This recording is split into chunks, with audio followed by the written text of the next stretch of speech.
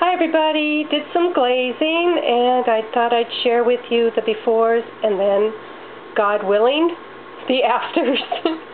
So, this candle holder on the left with the seagulls carved into it and the little bud vase on the right, they were both completely dipped with a tong into Shino, and then the top half was dipped into my new color, Fern Mist. I got this from watching Hobby Potter. I liked it so much I went out and bought some. So I also bought something called Chung Red. Same company, Laguna. Now, can you see the difference between the bottom, which is Fern Mist, where it overlaps, where the Chung Red went over it, and then Chung Red all by itself?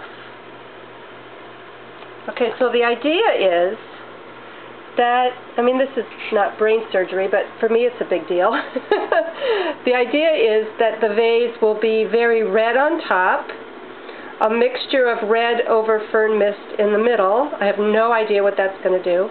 And then Fern Mist on the bottom. And even Fern Mist is a gamble for me. This is one of my 20 vases in 30 days, as is the one in the back. The one in the back there, I just left it raw clay, and I glazed the inside with sea mist and chambray on the rim. This little squared off bud vase, that is also Chung Red overlapping Fern Mist. So again, there's no Fern Mist on the top. So I had to wax the vase on the bottom so I could dip it from the bottom into the Fern Mist and then dip it from the top down into the Chung Red. So again, I hope we'll have some kind of cool foamy red on top, a mixture in the middle, and fern green at the bottom. This little bud vase is just Chung Red. It's an experiment to see how 1 and 2 layers works out. I went a little heavy on the top. You're probably seeing nothing but blur, but it's cracking a little. I'm not going to worry about it. I'm just going to see what happens. And then this is the vase where I put out a video to show you what happened when it happened. This is just Moroccan sand colonial white with an idea that I stole from Steve Booten, where he put it on the wheel. I used my banding wheel and gently spun it while I poured some iridescent iron at center. And it looked really good, but the iridescent iron just completely lifted off the colonial white. And it also lifted off most of the colonial white glaze, except in that little spot down at the bottom there. And I decided just to leave that because scrubbing it out would make it look worse. So I'm hoping this might be really cool. Somebody besides me designed this one. I hope it's beautiful. This vase is also one of the 20 vases in 30 days. And on this one, I waxed the bottom. I dipped it into Fern Mist about 3/4 of the way up. Then I filled the inside with colonial white and then dipped the top 1/3-ish into colonial white. So again, I'm hoping for white on the top, a mixture in the middle, and green on the bottom. This one, I don't know if my light's good enough, it's getting late. The thickness of the glaze where the white is over the Fern Mist looks perfect to me. This little bud vase, I did the same way. Can you see how it's just a little bit thicker? I really like that. You can see that there's a difference, but yet it's not cracking off. Now this one seems to be cracking off a little bit. Again, it's an experiment. It's all Chung Red from top to bottom with a bit of a gap at the bottom, with a double dip on the top. I'm looking forward to some foamy, Chung Red, frothy looking stuff. This one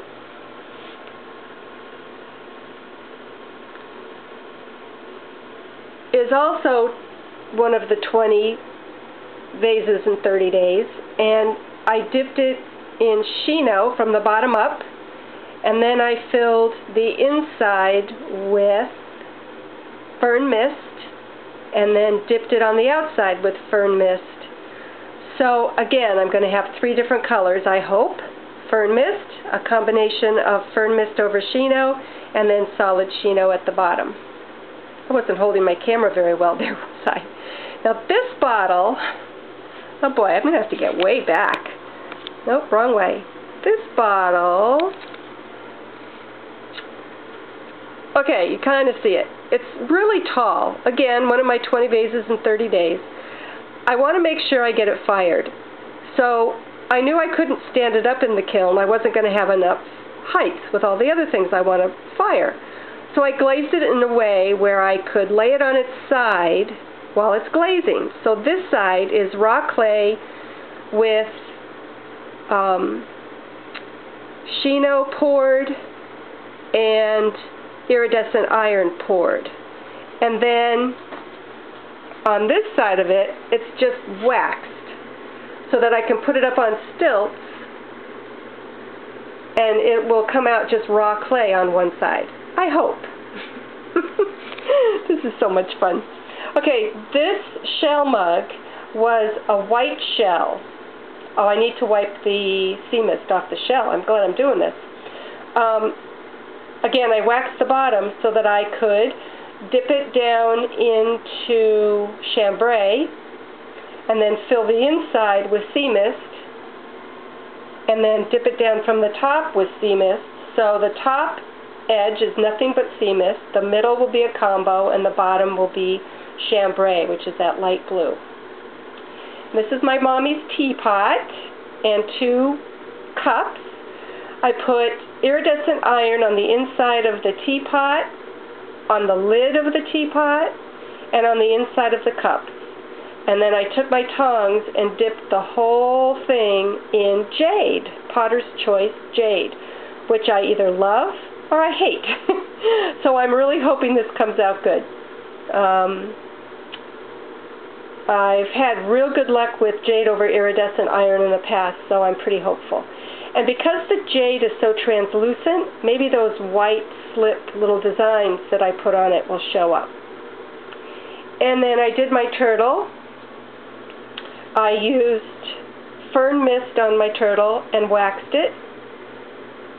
And then I dipped it completely in Shino and then just down to under the turtle in that Mediterranean mist, which is a dark blue.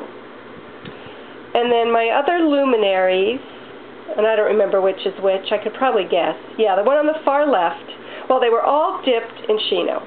And then the one on the far left was dipped in sea mist. The one on the far right was dipped in Mediterranean mist. And the one in the middle, I don't remember. Probably chambray. Well, that would be my big surprise if I didn't write it down. Okay, so I'm going to load the kiln today. Today is Sunday. Actually, today is Sunday, September 11th. I'm going to load it today, but I'm probably not going to fire it until maybe Wednesday night because I can't work in here if the kiln is firing, and I plan to work Monday, Tuesday, Wednesday, and I have possible students Tuesday, so I can't have this room steaming hot. So the wait's going to be probably a week before I get this out here completed. Thanks so much for watching, and we'll see the results real soon. Thanks for watching.